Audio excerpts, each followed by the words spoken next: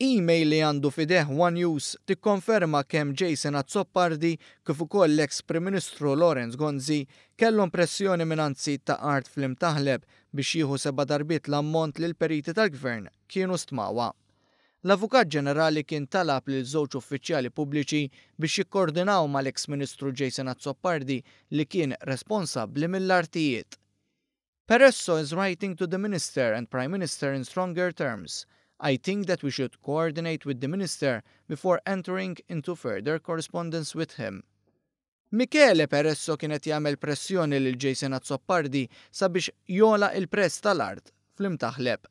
L-art kienet ġiet stmata 60,000 euro mill-periti tal-gvern bil-parir lil Jason Azzopardi jkun li l-gvern kien qed joħroġ barra mill-parametri. Il-gvern spiċċa ħallas 400,000 euro. Iżda meta saqsejna l-Jason Azzopardi jekk kellux pressjoni huwa ċaħad. Ieħor, email dettaljata ħafna. It-tielet le ma kienx hemm pressjonijiet.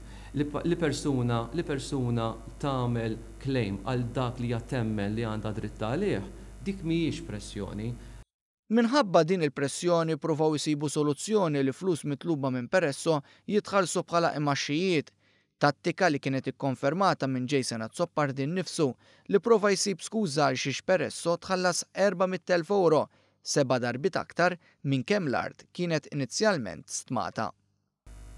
Hija gidba li huwa ħa 400,000, huwa ħa 200,000 plus 200,000 imax, minflok 400,000, minflok 400,000.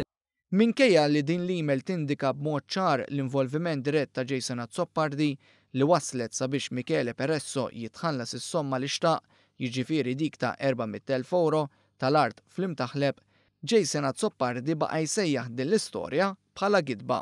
Mela, il-fatt li tirrepetu gidba ma ssirx verità. Dika hija tattika ta' min fl-istorja niżel, fl-istorja tal-bniedem. Mhux għal affarijiet tant sbieħ fl-istorja tal-bniedem li tirrepeti gidba ma jfissirx tissir verità. Gidba l-istima ta' 60,000.